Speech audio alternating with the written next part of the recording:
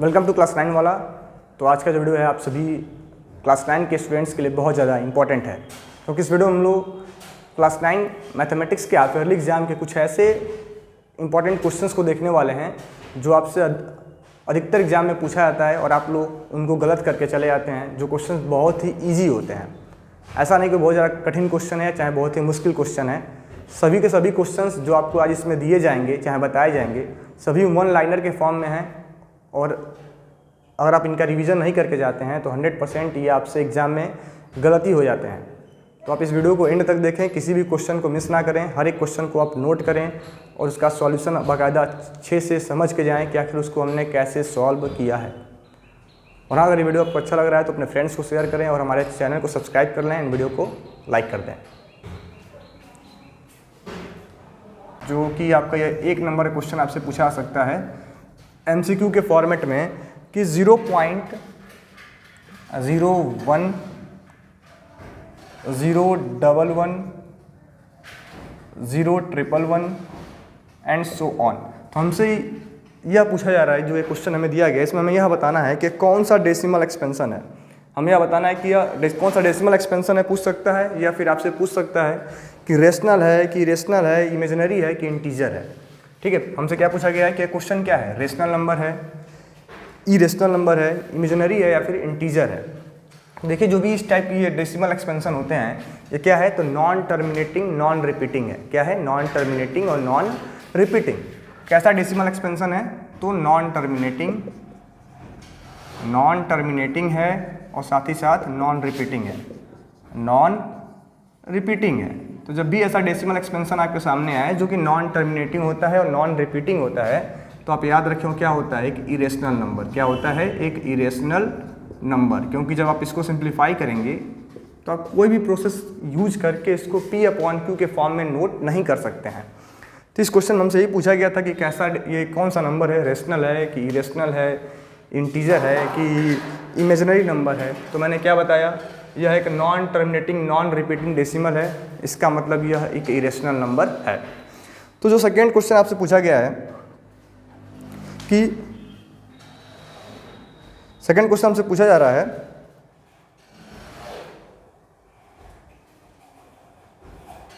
थोड़ा पेपर, एक मिनट। जो सेकेंड क्वेश्चन हमसे पूछा जा रहा है कि एक ट्रायंगल है आपके पास कि in triangle ABC। Second question पूछा है in triangle ABC, in triangle ABC AB is equals to में 2.5 सेंटीमीटर। आप चाहे तो क्वेश्चन नोट कर सकते हैं, and BC is equals to में 6 सेंटीमीटर। तो हमसे पूछा है देन लेंथ ऑफ AC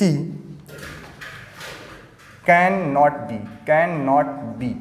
क्या AC का लेंथ पॉसिबल नहीं है? पहला ऑप्शन आपके लिए है 3.4 सेंटीमीटर, दूसरा ऑप्शन बी है आपके लिए 4 सेंटीमीटर, ऑप्शन सी है 3.8 सेंटीमीटर एंड ऑप्शन डी है 3.6 सेंटीमीटर। ये कुछ ऑप्शन आपको बताए जा रहे हैं, इनमें हमें बताना है कि कौन सा ऐसा पॉसिबल लेंथ है जो AC के लिए नहीं हो सकता है। क्यों? क्योंकि आप सभी को पता है कोई भी ट्रायंगल अगर हमें दिया जाए, कोई भी ट्रायंगल अगर हमारे पास हो, जैसे हमारे पास ट्रायंगल ABC है, तो sum of two side is always greater than third side. The sum of any two sides of triangle is always greater than third side. तो हमारे पास जो दो साइड पहले से दिए हुए हैं, AB दिया है 2.5 एंड BC दिया है 6। तो हमें बताना है कि हम कौन सा ऐसा पॉसिबल साइड नहीं ले सकते हैं, जो कि इसमें कौन सा ऐसा वो लेंथ है जो AC का मेजरमेंट नहीं हो सकता है। तो देखिए, यह सबसे बड़ा साइड है, ये 2.5 है, ये 6 है, और जो भी ऑप्शंस दिए गए हैं सभी ऑप्शन क्या हैं, 6 सेंटीमीटर से छोटे हैं, 6 सेंटीमीटर से छोटे हैं। तो हमें ऐसे किसी साइड को नहीं चूज करना है जब जिसका हम 2.5 में सम करें तो 6 से छोटा आ जाए, 6 से छोटा आ जाए। जैसे 2.5 और 3.5 को 4 को अगर हम ऐड करते हैं, 2.5 प्लस 3.4 अगर इनको आपस में ऐड किया जाए तो कितना आएगा 5.9, जो क्या है लेस देन 6 है, लेस देन 6 है। तो हमें ट्रायंगल चैप्टर में पढ़ाया गया है कि किसी भी दो ट्रायंगल के दो साइड को ऐड करने पे हरदम थर्ड साइड से बड़ा आना चाहिए। तो यहाँ क्या हो रहा है, अगर मान लेते हैं कि हमारा AC 3.4 का है तो ये पॉसिबल नहीं है क्योंकि 5.9 क्या है, 6 से छोटा है। तो इसलिए इसका जो करेक्ट ऑप्शन होगा ऑप्शन नंबर A, ठीक है, लेस देन 3.4 इसका हम आंसर नहीं ले सकते हैं। देन जो थर्ड क्वेश्चन आप सभी से पूछा जा रहा है, जो आपके लिए बहुत ज़्यादा इंपॉर्टेंट क्वेश्चन है, थर्ड वाला। थर्ड क्वेश्चन क्या है कि if A is greater than 0, if A is greater than 0, third question है if x is greater than 0 and y less than 0 and y less than 0, then xy lie in dash quadrant। Quadrant का नाम हमें दिया गया है, हमें बताना है कि जो xy है वह किस क्वाड्रेंट में लाई करेगा। सिंपल क्या दिया है कि x जो ग्रेटर देन 0 है, y लेस देन 0 है, तो हमसे पूछा गया है कि x y किस क्वाड्रेंट में लाई करेगा। तो देखिए सिंपली क्या है कि अपने पास 4 क्वाड्रेंट होते हैं। कौन कौन से? तो ये होता है हमारा फर्स्ट क्वाड्रेंट, ये होता है सेकंड क्वाड्रेंट, ये थर्ड क्वाड्रेंट, ये होता है फोर्थ क्वाड्रेंट। फर्स्ट क्वाड्रेंट में क्या होता है कि दोनों के दोनों ही क्या होते हैं, ग्रेटर देन 0 होते हैं, दोनों के दोनों पॉजिटिव होते हैं। सेकंड में क्या होता है, x निगेटिव होता है, y पॉजिटिव होता है, यानी x लेस देन 0 होता है, x लेस देन 0 होता है, y ग्रेटर देन 0 होता है, ठीक है। थर्ड में क्या होता है कि दोनों के दोनों ही निगेटिव होते हैं, यानी दोनों ही x भी लेस देन 0 होता है, y भी लेस देन 0 होता है। फोर्थ में क्या होता है कि x पॉजिटिव होता है, y निगेटिव होता है, यानी x ग्रेटर देन 0 होता है बट y लेस देन 0 होता है। हमसे ये पूछा गया है कि x greater than 0 and y less than 0, मतलब कौन सा क्वाड्रेंट है, तो फोर्थ क्वाड्रेंट। कौन सा है? फोर्थ क्वाड्रेंट ही ऐसा क्वाड्रेंट है जहाँ पे क्या होगा कि x ग्रेटर देन 0 होगा बट y लेस देन 0 होगा, ठीक है। देन अगला क्वेश्चन है क्वेश्चन नंबर 4। इसमें हमें दिया गया है क्वेश्चन नंबर 4 में कि हमें बताना है कि what is the rationalising factor, what is the rationalizing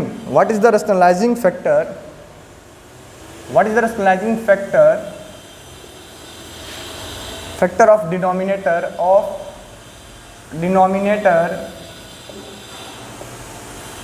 denominator 2 plus root 3 upon 2 minus root 3।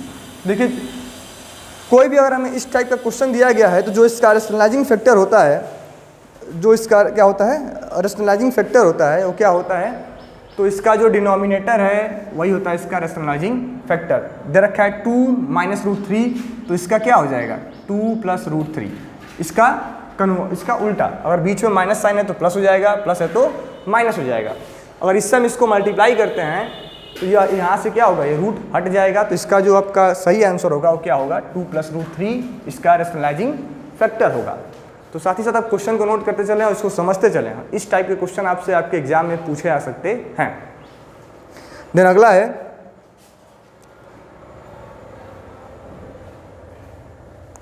अब हमारे पास क्वेश्चन 5 दे रखा है, बहुत नॉर्मल सा क्वेश्चन है। Which point does not lie in any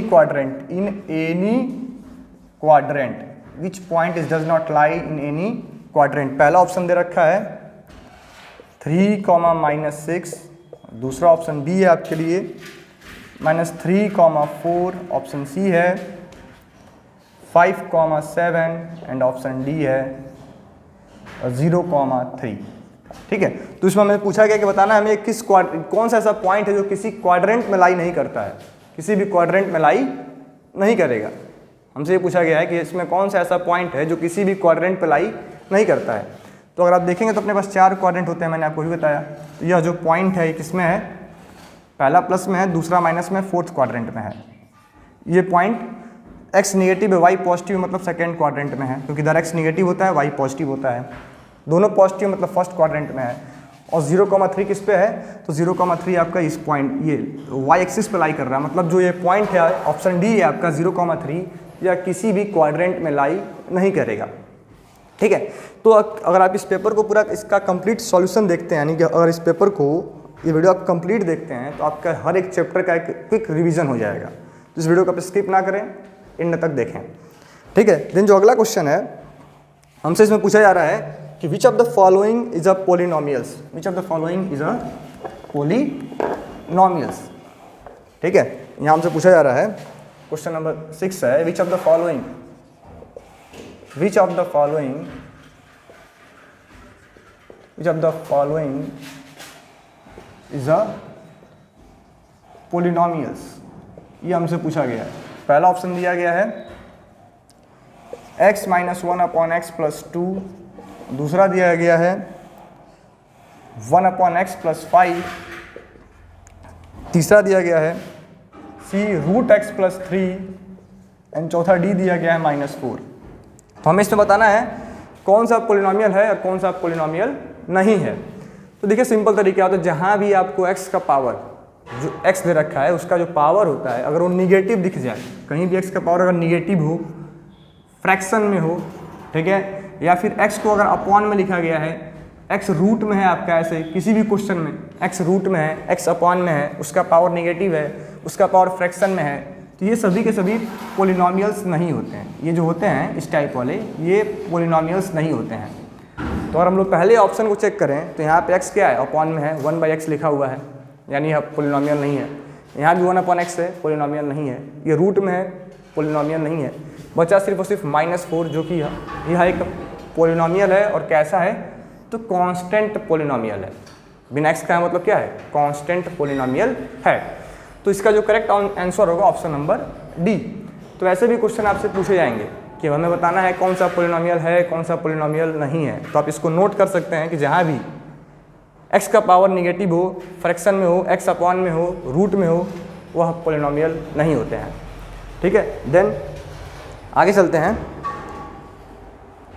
तो आगे जो हम लोग का क्वेश्चन है अगला, हमसे पूछा गया है कि हमें यहाँ एक पोलिनोमियल गिवन है और हमें बताना है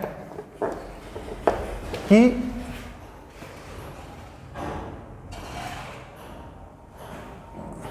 हमसे पूछा गया कि इसमें क्वेश्चन नंबर 7 था कि what is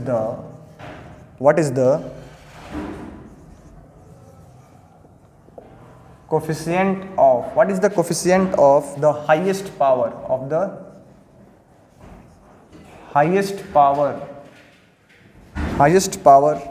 of x in the polynomial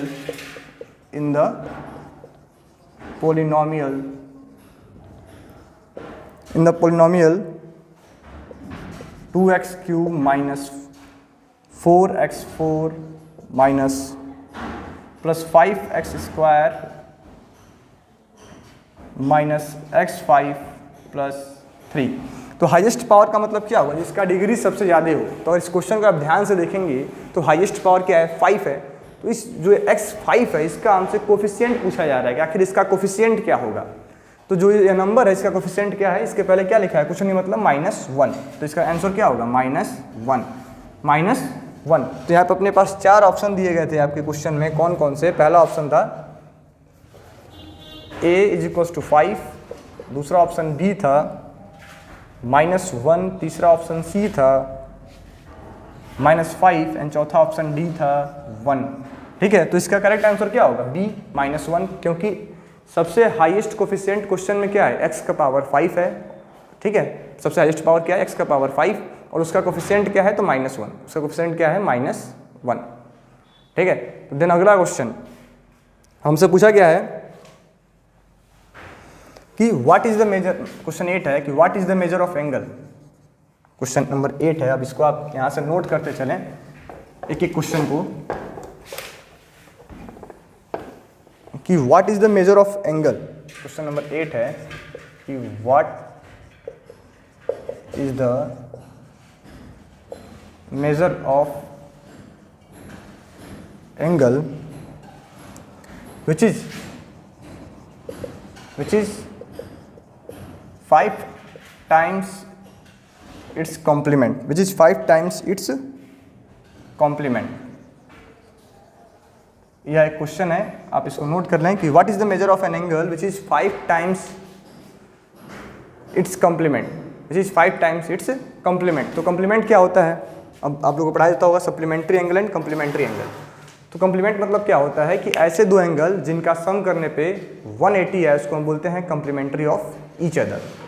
तो अगर यहाँ पे हम एक एंगल x मान लें, let the angle be x, let the angle be x, ठीक है, then its complement, then its complement क्या होगा, इक्वल्स टू में 90 माइनस एक्स, ठीक है, और एंगल x है तो उसका कॉम्प्लीमेंट क्या होगा 90 माइनस एक्स। तो हमसे क्या पूछा गया है कि what is the measure of angle which is 5 times its complement, ठीक है, यानी कि जो x है यहाँ पे वो क्या है, अपने कॉम्प्लीमेंट का 5 टाइम्स है।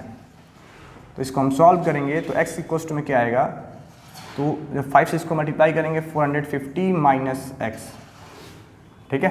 अब x का हम साइड चेंज करें तो x प्लस में 5x 450 यानी 6x इक्वल्स टू क्या आ गया 450। तो x की वैल्यू क्या आएगी, तो 450 को हम क्या करेंगे 6 से डिवाइड, तो 6 7 जा 42, 6 5 जा कितना आ गया 75 डिग्री, ठीक है। यानी कि वो एंगल क्या होगा 75 होगा, जिसका जो कॉम्प्लीमेंट है, जो ये अपने कॉम्प्लीमेंट का 5 टाइम्स होगा, ठीक है। और एंगल 75 है तो इसका कॉम्प्लीमेंट क्या होगा, 90 में से 75 को माइनस कर लो, कितना आ गया 15।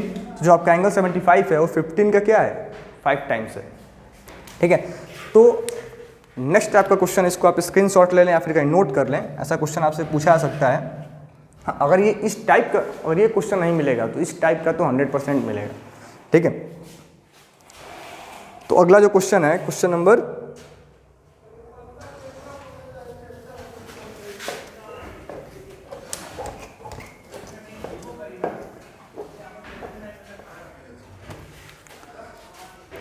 अगला क्वेश्चन है find supplementary angle of the complementary angle of 45। ये कितना शानदार क्वेश्चन है, बहुत लोग इसको गलत कर देंगे। क्वेश्चन क्या पूछा है, क्वेश्चन नंबर 9 है कि क्वेश्चन 9 है कि find the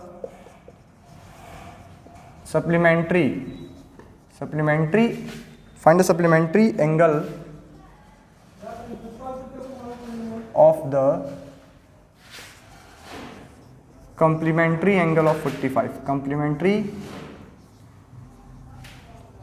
angle of 45 degree, ठीक है। क्वेश्चन आप नोट कर लें कि find the supplementary angle of the complementary angle of 45। देखिए 45 का कॉम्प्लीमेंट्री एंगल क्या होगा, पहले हमें यह पता करना होगा कि जो 45 डिग्री लिखा है आखिर इसका कॉम्प्लीमेंट्री एंगल क्या होगा। तो कॉम्प्लीमेंट्री एंगल ऑफ 45 क्या होगा, पहले इसको हम 90 से माइनस कर लें। कॉम्प्लीमेंट्री एंगल ऑफ 45 क्या हो जाएगा 45 डिग्री, तो 90 माइनस 45 जो कि हो जाएगा 45, ठीक है। अब इसका हमें सप्लीमेंट्री पता करना है, तो सप्लीमेंट्री एंगल ऑफ $45।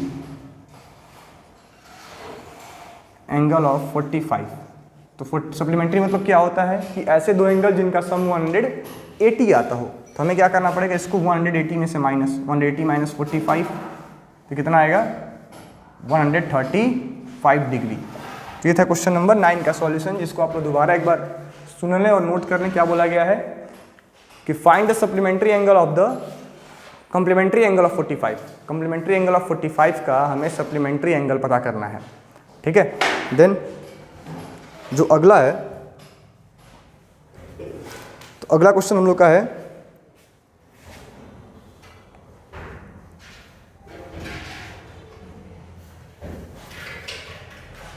सिंप्लीफाई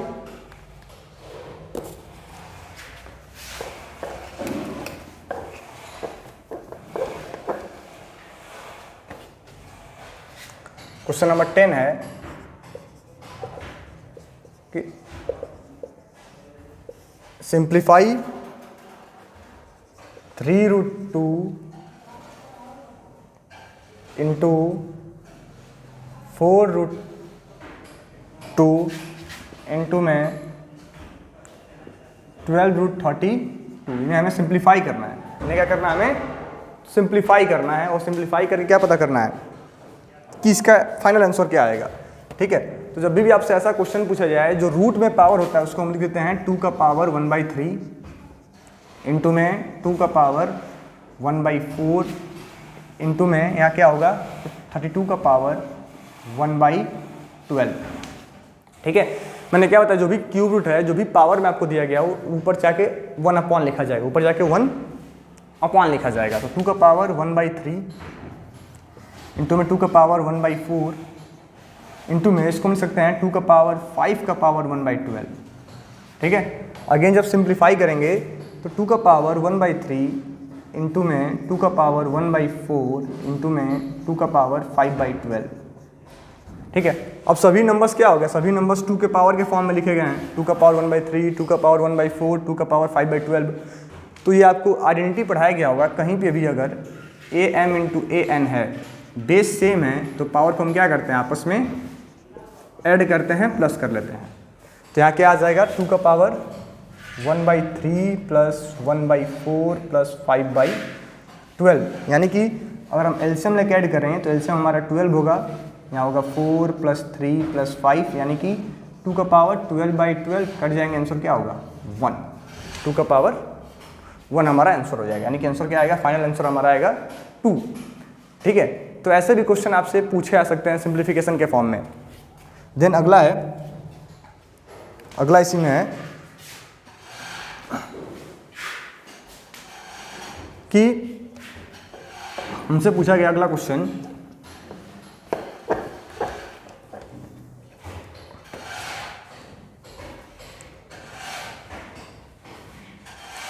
कि फाइंड द वैल्यू ऑफ के। अगला क्वेश्चन पूछा जा रहा है क्वेश्चन नंबर 11 कि find the value of k if x square minus k x plus k x minus 3 is equals to में एक्स माइनस 3 एक्स माइनस 1। ये हमें दिया गया है, हमें के की वैल्यू को फाइंड करना है, हमसे पूछा गया है। ठीक है, हमें क्वेश्चन दिया गया, हमसे पूछा गया फाइंड द वैल्यू ऑफ के। तो सिंपली हमें क्या करना है कि ऐसा क्वेश्चन देख के आप सभी कंफ्यूज हो जाओगे कि आखिर हमें इसमें करना क्या है। तो सिंपली आप इनका आपस में मल्टीप्लाई कर लो, इसको हम लिख सकते हैं x square plus k x minus 3। यहाँ पे आएगा एक्स इंटू में एक्स स्क्वायर, एक्स इंटू में 1 माइनस एक्स माइनस 3 इंटू में x minus 3x, 3 into 1 plus 3। ठीक है, 3 इंटू में 1 क्या होगा,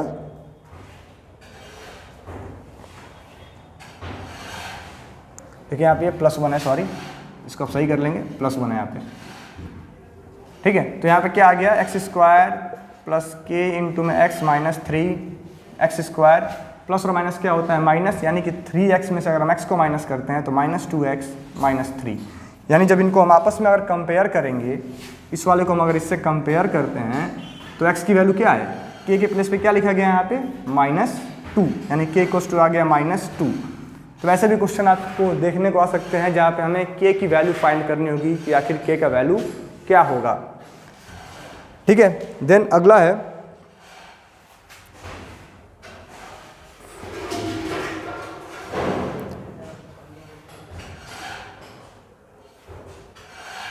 तो बाकी जो इंपॉर्टेंट क्वेश्चंस बचे हैं इनका हम लोग डिस्कशन नेक्स्ट वीडियो में करेंगे। अगर वीडियो आपको अच्छा लगा है तो हमारे चैनल को सब्सक्राइब कर लें, वीडियो को लाइक कर दें। साथ ही साथ अगर आपको किसी चैप्टर में डाउट है तो आप हमें कमेंट कर सकते हैं, उस चैप्टर का डिटेल डिस्कशन। वैसे तो कल से हम लोग स्टार्ट कर लेंगे अपना चैप्टर 1 से लेकर के चैप्टर 7 का रिवीजन डे बाय डे, यानी कि आपको कल के दिन में चैप्टर 1 जो आपका है रियल नंबर्स या फिर नंबर सिस्टम, उसका कंप्लीट रिवीजन आपको कराया जाएगा, एक एक कॉन्सेप्ट आपको बताया जाएगा। साथ ही साथ उसमें सभी इंपॉर्टेंट टॉपिक्स, इंपॉर्टेंट क्वेश्चंस जो आपके प्रीवियस ईयर एग्जाम्स में आए गए हैं उनको भी आपके साथ डिस्कस किया जाएगा, और उसका नोट्स भी आपको हमारे टेलीग्राम ग्रुप में प्रोवाइड किया जाएगा। तो अगर आपने हमारा टेलीग्राम ग्रुप अभी तक ज्वाइन नहीं किया है या फिर हमारा टेलीग्राम चैनल आपने ज्वाइन नहीं किया है तो उसका लिंक वीडियो का डिस्क्रिप्शन में है, आप जाकर के पहले उसको ज्वाइन कर लें। Thank you.